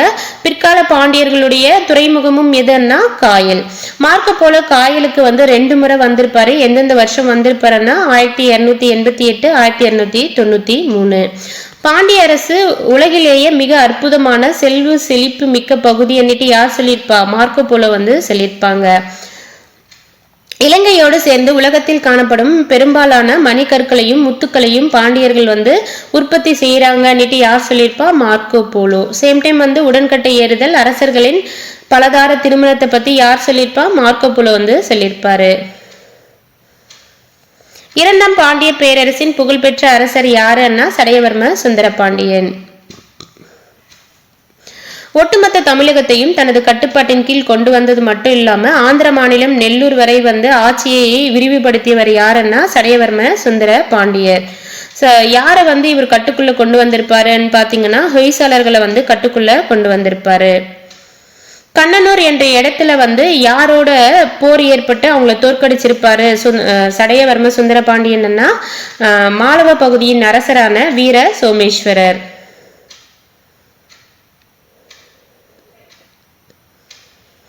சுந்தர பாண்டியனின் 2 கூட்டு அரசர்கள் யாருன்னா விக்ரம பாண்டியன். சடையவர்ம சுந்தர பாண்டியனின் 2 கூட்டு அரசர்கள் யாருன்னா விக்ரம பாண்டியன், வீரபாண்டியன். மாரவர்ம குலசேகரன் வந்து வெற்றிகரமாக எத்தனை வருஷம் ஆட்சி பண்ணியிருப்பாருன்னா 40 வருஷம். மாரவர்ம குலசேகரனுடைய மகன்கள் யாருன்னா சுந்தர பாண்டியன், வீரபாண்டியன். மாரவர்ம குலசேகரன் யாரை வந்து கூட்டரசராக நியமிச்சிருப்பாரு, வீரபாண்டியனை வந்து நியமிச்சிருப்பாரு. அதனால சுந்தர பாண்டியன் என்ன பண்ணுவாரு, அப்பாவை கொன்றுவாரு. சுந்தரபாண்டியன் வந்து டெல்லிக்கு விரைந்து யாருடைய பாதுகாப்புல அடைக்கலமானாருன்னா அலாவுதீன் கில்ஜியின் பாதுகாப்பில் அடைக்கலமானாரு. அதுக்கப்புறம் அதுதான் வந்து மாலிக் கபூர் படையெடுப்புக்கு காரணமாக அமைந்தது. ஸோ மாலிக் கபூர் தலைமையில படையெடுப்பு மதுரையில நிகழ்ந்து மதுரையில வந்து பாத்தீங்கன்னா டெல்லி சுல்தானுக்கு கட்டுப்பட்ட ஒரு முஸ்லிம் அரசு வந்து உருவாக்கப்பட்டது. பாண்டிய அரசர்கள் வந்து தலைநகரை பொறுத்த வரைக்கும் எந்த இடத்துக்கு முன்னுரிமை கொடுத்தாங்கன்னா மதுரைக்கு தான் வந்து முன்னுரிமை வந்து கொடுத்தாங்க. பொதுமக்கள் மதுரையை எப்படி அழைச்சாங்க, கூடல் அப்படின்னு அழைச்சாங்க. அரசரை வந்து கூடல் கோன், கூடல் காவலன் அப்படின்னு அழைச்சிருக்காங்க. பாண்டியர்கள் கிட்ட வந்து பாத்தீங்கன்னா அண்டை நாடுகளை காட்டிலும் இராணுவ ரீதியாக ஆதிக்கம் வந்து ஓங்கி இருந்தது. இராணுவ ரீதியாக அண்டை நாடுகளை காட்டிலும் பாண்டியர்களின் ஆதிக்கம் ஓங்கி இருந்தது. அதற்கு காரணம் என்னன்னு பாத்தீங்கன்னா குதிரைப்படை. இவங்க குதிரையை வந்து எங்கிருந்து இறக்குமதி பண்ணாங்கன்னா அராபியா நாட்டில இருந்து இறக்குமதி பண்ணாங்க. பாண்டியர்கள் எந்த சாஸ்திரத்தின் படி ஆட்சி பண்ணாங்கன்னா மனு சாஸ்திரம். என்ன பெயர்ல பிராமணர் குடியிருப்புகளை உருவாக்கினாங்கன்னா மங்களம் அல்லது சதுர்வேதி மங்கலம். நிலத்தின் உண்மையான உடைமையாளர்களை வந்து என்ன நினைப்பாங்க? பூமி புத்திரர் அல்லது வேளாளர் அப்படின்னு விவரிக்கப்பட்டாங்க. நாட்டு மக்கள் என்று அழைக்கப்படக்கூடியவங்க யாருன்னா வரலாற்று ரீதியாக அந்த பகுதியை சேர்ந்த மக்களாக இருந்தா அவங்கள நாட்டு மக்கள் அப்படின்னு குறிப்பிட்டிருக்காங்க. இந்த சமூக மக்கள் வந்து ஒன்றிணைந்த மன்றத்தை தான் வந்து சித்திரமேலி பெரிய நாட்டார் அப்படின்னு அழைச்சிருக்காங்க. அடுத்து அரசு அதிகாரிகள் அப்படின்னு பாத்தீங்கன்னா பிரதம மந்திரியை வந்து உத்தர மந்திரி அப்படின்னு அழைச்சிருக்காங்க. பாண்டியர்களுடைய ஆட்சி காலத்துல பிரதம மந்திரியை வந்து உத்தர மந்திரி. முக்கிய வரலாற்று ஆளுமைகளாக யார் இருந்திருக்காங்கன்னா பாண்டியர்கள் ஆட்சி பண்ணப்போ மாணிக்கவாசகர், நம்மளுக்கு தெரியும் இல்லையா, திருநாவுக்கரசர், திருநாள சம்பந்தர், சுந்தரர், மாணிக்கவாசகர் பார்ப்போம் இல்லையா. அந்த மாணிக்கவாசகரும் குலச்சிறையார், மாறன்காரி ஆகியோர் வந்து அமைச்சர்களாக பாண்டியர்கள் கிட்ட பணியாற்றியிருக்காங்க. பாண்டியர்களுடைய அரசு செயலகம் வந்து எப்படி அழைக்கப்பட்டதுன்னா எழுத்து மண்டபம் அப்படின்னு அழைக்கப்பட்டிருக்காங்க. மிகவும் மதிக்கப்பட்ட அதிகாரிகள் யாரு அப்படின்னு பாத்தீங்கன்னா மாறன் எயினன், சாத்தன் கணபதி, ஏனாதி சாத்தன், திரதிரன், மூர்த்தி எயினன், அவங்கெல்லாம் வந்து மிகவும் மதிக்கப்பட்ட அதிகாரிகள். படைத்தளபதிகளினுடைய பட்டங்கள் அப்படின்னு பாத்தீங்கன்னா பள்ளிவேலன், பிராந்தகன் பள்ளிவேலன், மாறன் ஆதித்தன், தென்னவன் தமிழ்வேல் ஆகியவை படைத்தளபதிகளுடைய பட்டங்களாக கொடுத்திருக்காங்க. இவங்களுடைய நிர்வாக பிரிவுகளும் பாத்தீங்கன்னா பாண்டிய நாடு வந்து பல மண்டலங்கள் நாடுகள் கூற்றங்களாக வந்து பிரிச்சிருக்காங்க. பாண்டியர்கள் வந்து மண்டலங்களை வந்து வளநாடுகள் அப்படின்னு அழைச்சிருக்காங்க. நாடுகளை வந்து நிர்வகித்தவர்களை வந்து யாருன்னா நாட்டார். மண்டலங்களை வந்து வளநாடுகள் அப்படின்னு அழைச்சிருக்காங்க. நாடுகளை நிர்வகித்தவங்க நாட்டார் ஆவார்ன்றத குறிப்பிட்டிருக்காங்க. திருநெல்வேலி மாவட்டத்துல மானூர் என்ற ஊர்ல வந்து பாத்தீங்கன்னா கிபி 800ஆம் ஆண்டை சேர்ந்த கல்வெட்டு வந்து கண்டுபிடிச்சிருக்காங்க. இது கிராம நிர்வாகம் தொடர்பான செய்திகளை பத்தி குறிப்பிடுதுன்றத சொல்லியிருக்காங்க. எப்படி சோழர் காலத்துல வந்து உத்திரமேரூர் கல்வெட்டு வந்து பார்த்தோம், அது போல பாண்டியர்களுக்கான காலத்துல திருநெல்வேலி மாவட்டம் மானூர் என்ற ஊர்ல கிபி 800ஆம் ஆண்டை சேர்ந்த கல்வெட்டு வந்து கிராம நிர்வாகம் தொடர்பான செய்திகளை பத்தி குறிப்பிடுது.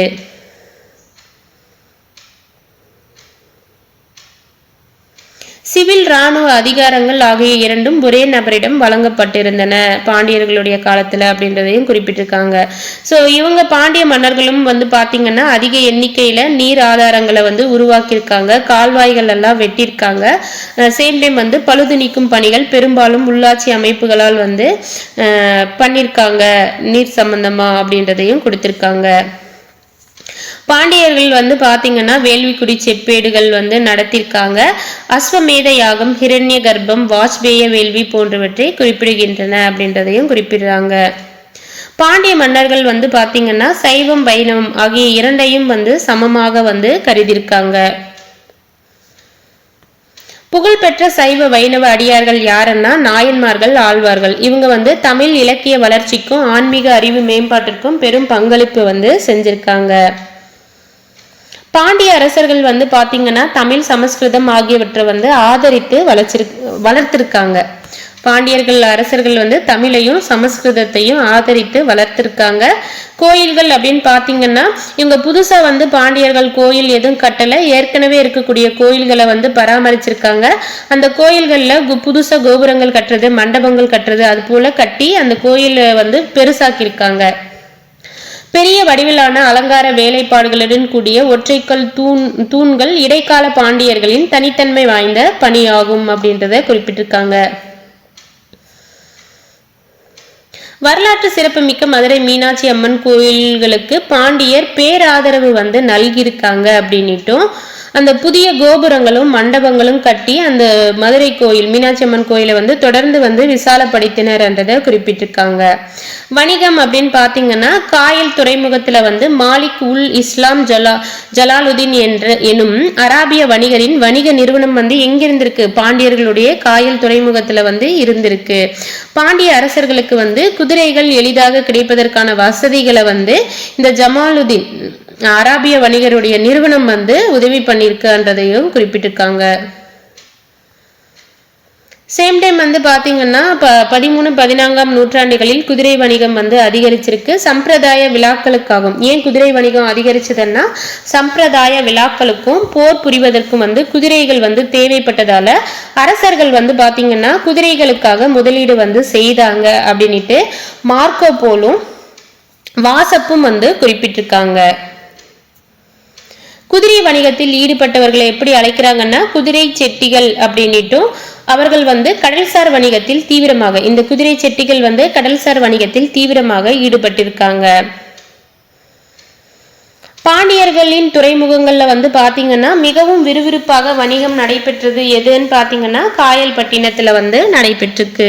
காயல்பட்டினம் எந்த மாவட்டத்துல இருக்குன்னா தூத்துக்குடி மாவட்டத்துல வந்து இருக்கு. பாண்டியர்களுடைய ஆட்சி காலத்துல வணிக பரிமாற்றங்கள் எதன் மூலமா நடைபெற்றதுன்னா தங்க நாணயங்கள் மூலமா நடைபெற்றது. அந்த தங்க நாணயங்கள் தான் வந்து அதிக அளவுல புழக்கத்துல இருந்திருக்கு. அதை வேற எப்படி அழைப்பாங்கன்னா காசு, களஞ்சு, பொன் என பலவாறு வந்து அழைச்சிருக்காங்க.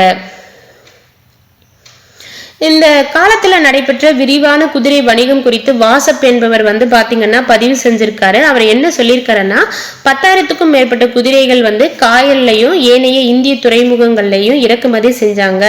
அதுல வந்து 1400 குதிரைகள் வந்து ஜமாலுதீன் பொறுப்புல வந்து இனப்பெருக்கம் செய்து வளர்த்து வந்த குதிரைகள் ஆகும் என்றதை குறிப்பிடுறாங்க. ஒவ்வொரு குதிரையின் சராசரி விலை வந்து பாத்தீங்கன்னா சொக்க தங்கத்தாலான 200 தினார்கள் ஆகும் அப்படின்ட்டு வாசப் அவர்கள் வந்து குறிப்பிட்டு என்றதையும் சொல்றாங்க. சோ இது வரைக்கும் இன்னொரு வாட்டி ரிவைஸ் பண்ணிடுவோம்.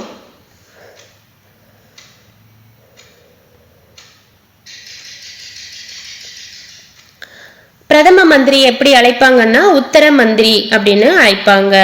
பாண்டியர்கள் ஆட்சி காலத்துல முக்கிய வரலாற்று ஆளுமைகள் யாருன்னா மாணிக்கவாசகர், குலச்சிறையார், மாறன்காரி.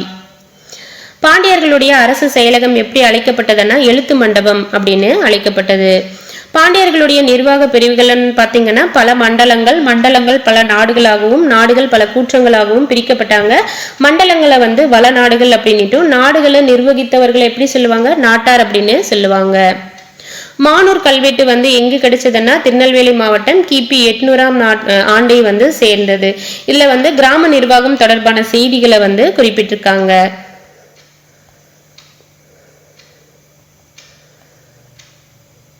பாண்டிய மன்னர்கள் வந்து பாத்தீங்கன்னா வேள்வி எல்லாம் நடத்திருக்காங்க. அஸ்வமேத யாகம், ஹிரண்ய கர்ப்பம், வாஜ்பேய வேள்வி போன்றவற்றை வந்து குறிப்பிடலாம்.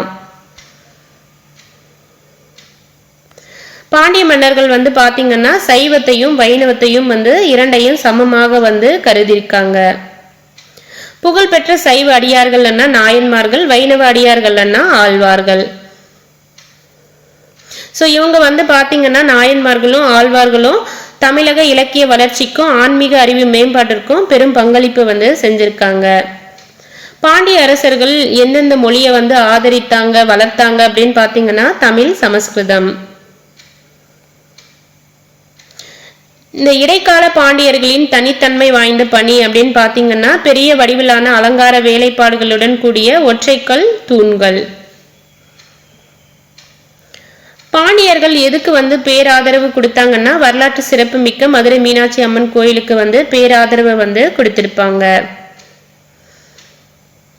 மாலிக் உல் இஸ்லாம் ஜமாலுதீன் எனும் அராபிய வணிகரின் வணிக நிறுவனம் எந்த துறைமுகத்துல செயல்பட்டதுன்னா காயல் துறைமுகம்.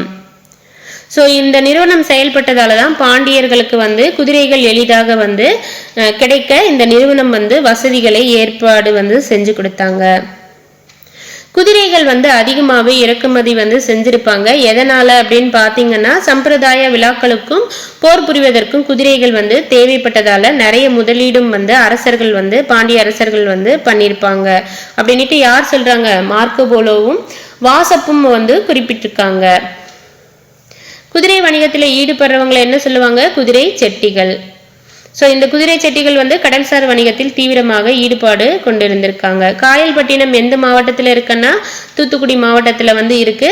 பாண்டியர்கள் ஆட்சியின் போது வணிக பரிமாற்றங்கள் எதன் மூலயமா நடைபெற்றதுன்னா தங்க நாணயங்கள் மூலயமா நடைபெற்றது. அதனால அன்றைய காலகட்டத்தில் தங்க நாணயங்கள் வந்து அதிக அளவில் புழக்கத்தில் இருந்ததுன்னா அதை வந்து வேற எப்படி அழைப்பாங்கன்னா காசு களஞ்சு பொன். வாசப்பவர்கள் வந்து சொல்லியிருப்பாரு. என்ன சொல்லியிருப்பாருன்னா 10,000க்கும் மேற்பட்ட குதிரைகள் வந்து காயல்லையும் ஏனைய இந்திய துறைமுகங்கள்ல இறக்குமதி ஆயின. அதுல ஜமாலுதீன் பொறுப்புல எத்தனை இனப்பெருக்கம் செய்வதற்காக கொடுத்திருப்பாங்கன்னா 1400. ஒவ்வொரு குதிரையின் சராசரி விலை வந்து சொக்க தங்கத்தாலான 200 தினார்கள் அப்படின்ட்டு யார் சொல்லியிருப்பா? வாசப்பவர்கள் வந்து சொல்லியிருப்பாரு.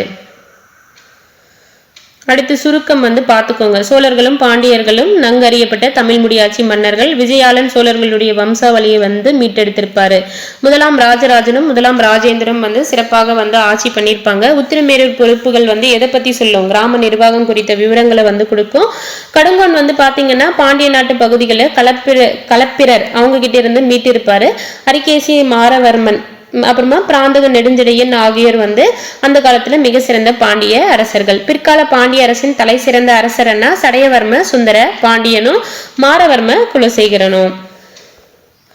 பாண்டியர்களுடைய காலத்து கடல்சார் வணிகம் பத்தி யார் யார் வந்து புகழ்ந்திருக்காங்கன்னா மார்க்கோ போலோவும் வாசப் ஆகியோர்கள் வந்து புகழ்ந்திருக்காங்க. அடுத்து வந்து book back question and answer. சரியான விடையை தேர்வு செய்க. பிற்கால சோழ வம்சத்தை மீட்டெழச் செய்தவர் யாருன்னா விஜயாலயன். கீழ்காணும் பாண்டிய அரசர்களில் களப்பிரர் ஆட்சியை முடித்து வைத்தவர் வந்து கடுங்கோன். கீழ்காண்பனவற்றுள் சோழர்களின் நிர்வாகத்தில் மிக சிறிய அலகு எதுன்னா ஊர். விஜயாலயன் வழிவந்த சோழ வம்சத்தின் கடைசி அரசர் வந்து அங்க ஆதிராஜேந்திரன் படிச்சிருப்போம். இங்க ஆதின்னு கொடுத்திருக்காங்க, அது பார்த்துக்கோங்க. ஆதிராஜேந்திரன். சோழர்களின் கட்டடக்கலைக்கான எடுத்துக்காட்டு எங்கு காணலாம்னா தஞ்சாவூர். கீழ்காண்பனவற்றுள் எந்த இந்திய பகுதிக்கு மார்க்கோ போலோ 13ஆம் நூற்றாண்டின் இறுதி பகுதியில் சென்றார்னா பாண்டிய நாடு. 1288 1293 வந்து வந்திருப்பாரு. கோடிட்ட இடங்களை நிரப்புக. டேஷ் தஞ்சாவூரில் உள்ள புகழ்பெற்ற பிரகதீஸ்வரர் கோயிலை நிர்மாணித்தார்னா முதலாம் ராஜராஜன். டேஷ் வேத கல்லூரி ஒன்றை எண்ணாயிரத்தில் நிறுவினார். விழுப்புரம், தற்போது விழுப்புரம் மாவட்டம். முதலாம் ராஜேந்திரன். ஜடில பிராந்தக நெடுஞ்செழியன் வந்து வேள்விக்குடி செப்பேடுகளின் கொடையாளி ஆவார். பாண்டிய பேரரசின் அரசு செயலகம் வந்து எழுத்து மண்டபம் என அறியப்பட்டது. பொறுத்துக. மதுரை அண்ணா பாண்டியர்களின் தலைநகர். கங்கை கொண்ட சோழபுரம் வந்து சோழர்களின் தலைநகர். அஞ்சு வண்ணத்தார் என்றது கடல்சார் வணிகர். மணி கிராமத்தார் அண்ணா உள்நாட்டு வணிகர். சரியா தவறா? டெல்லி சுல்தானுக்கு கட்டுப்பட்ட ஒரு முஸ்லிம் அரசு மதுரையில் உருவானது என்றது சரி. கூடல் நகர் காவலன் என பாண்டிய அரசனின் பட்டமாகும் என்றது சரி. சோழ அரசு வந்து வைகையின் கலிமுக பகுதியில் அமைக்கப்பட்டிருந்தது என்றது தவறு. காவேரியினுடைய கலிமுக பகுதியில வந்து அமைந்திருந்தது. முதலாம் குலோத்துங்கன் சாளுக்கிய சோழ வம்சத்தை வந்து சேர்ந்தவர். சோழ அரச வம்சத்தை சேர்ந்தவர் என்றது சரி. சோழ அரசனின் மூத்த மகன் வந்து எப்படி அழைச்சாங்க? யுவராஜன் அப்படின்னு அழைச்சாங்கன்றதும் சரி. பொருத்தமான விடையை டிக்ஸ் காட்டவும் அப்படின்னு சொல்லியிருக்காங்க. டிக்கிட்டு காட்டவும் பண்ணிட்டு பிற்கால சோழர்கள் பற்றிய கீழ்காணும் கூற்றுகளில் எவை சரியானவை அப்படின்னு கேட்டிருக்காங்க. பிற்கால சோழர்கள் அவர்கள் ஒரு உள்ளாட்சி துறை தன்னாட்சி அமைப்பை கொண்டிருந்தனர். உத்திரமேரூர் கல்வெட்டு காஞ்சிபுரம் வந்து பார்த்திருப்போம் இல்லையா, உள்ளாட்சி பத்தி குறிப்பிட்டிருப்பாங்க, அது கரெக்ட். அவர்கள் வலுவான கப்பற்படையை கொண்டிருந்தனர், கரெக்ட். அவர்கள் பௌத்தத்தை பின்பற்றினர். சோழர்கள் வந்து எதை பின்பற்றிருப்பாங்க? சைவத்தை வந்து பின்பற்றிருப்பாங்க. அப்போ தேர்ட் ஒன் வந்து தப்பு. அவர்கள் பெரிய கோயில்களை கட்டினர் என்றது சரி. அப்போ ஆப்ஷன் வந்து 1, 2, 4 சரி. ராஜேந்திர சோழனை பற்றிய கீழ்காணும் கூற்றுகளில் எவை சரியானவை? ராஜேந்திர சோழன் அவர் கங்கை கொண்ட சோழன் எனும் பட்டத்தை சூட்டிக் கொண்டார், சரி. அவர் தெற்கு சுமத்ராவை கைப்பற்றினார் என்றது சரி. அவர் சோழர்களின் அதிகாரத்தை நிலைநிறுத்தினார் என போற்றப்படுகிறார் என்றதும் சரி. அவர் ஸ்ரீ விஜயத்தை கைப்பற்ற அவருடைய கப்பற்படை உதவியது என்றதும் சரி. அப்போ அனைத்தும் வந்து சரியானது. அடுத்து வந்து பாருங்க கூற்று. யுவராஜாக்கள் மாநிலங்களின் ஆளுநர்களாக பணியமர்த்தப்பட்டனர். ஆமா பண்ணியிருப்பாங்க, சரி. நிர்வாகத்தில் பயிற்சி பெறுவதற்காக இந்நடவடிக்கை மேற்கொள்ளப்பட்டது என்றது சரி. அப்போ காரணம் கூற்றுக்கான சரியான விளக்கமே. கீழ்காணும் நிர்வாக பிரிவுகளை இறங்கு வரிசையில் வரிசைப்படுத்துகன்னு சொல்லியிருக்காங்க. மண்டலம், நாடு, கூற்றம், ஊர். கீழ்காணும் நிகழ்வுகளை கால வரிசைப்படி எழுதவும் என்றதை கொடுத்திருக்காங்க. அப்போ ஃபர்ஸ்ட்ல என்ன வரும்னா, மாரவர்ம குலசேகருக்கு 2 மகன்கள் இருந்தாங்க. ஒருவர் வந்து வீரபாண்டியன், மற்றொருவர் வந்து சுந்தரபாண்டியன். மாரவர்ம வீரபாண்டியனை கூட்டு அரசராக வந்து பணியமர்த்தினார். அதனால என்ன ஆயிருக்கும், உள்நாட்டு போர் வந்து தொடங்கியது. உள்நாட்டு போர் தொடங்கியதுமே சுந்தரபாண்டியன் வந்து அலாவுதீன் கில்ஜியின் உதவியை வந்து நாடி இருப்பாரு. மாலிக் கபூர் மதுரையின் மீது படையெடுத்தாரு. மதுரையில் ஒரு இஸ்லாமிய அரசு உருவாக்கப்பட்டது. கண்டுபிடிக்கவும் சொல்லியிருக்காங்க. பிரம்மதேயம்னா பிராமணர்களுக்கு வந்து கொடுத்தது, தேவதானம்னா கோயில்களுக்கு கொடுக்கப்பட்ட நிலம், பள்ளி சந்தம்னா சமண சமய நிறுவனங்களுக்கு கொடுக்கப்பட்ட நிலம். இதுக்கெல்லாம் வரி வந்து கிடையாது. வேளாண் வகை என்றது வேளாளர், வேளாண் வகை என்றது வேளாளர், நில உடைமையாளர்களை வந்து குறிக்கும். சோழர் கால இலக்கியங்கள் 2 பெயர்களை எழுதுக அப்படின்னு சொல்லியிருக்காங்க. பெரிய புராணம், கம்பராமாயணம். முத்து குளித்தலோடு தொடர்புடைய துறைமுகம் எதுன்னா கொற்கை. காசு, களஞ்சு, பொன் என்பவை எதை குறிக்கும்னா தங்க நாணயங்கள். காயல்பட்டினம் எந்த மாவட்டத்தில் உள்ளதுன்னா தூத்துக்குடி. முதலாம் பிராந்தகனால் தோற்கடிக்கப்பட்ட பாண்டிய அரசன் யாருன்னா 2ஆம் ராஜசிம்மன் என்ற பாண்டிய மன்னன். முதலாம் பிராந்தகன் என்றது சோழ அரசர். புகழ்பெற்ற மீனாட்சி அம்மன் கோயில் எங்க இருக்குன்னா மதுரையில வந்து இருக்கு. அவ்வளவுதாங்க. இதோட இந்த லெசன் வந்து ரிவைசிங் வந்து முடியுது. தேங்க்யூ.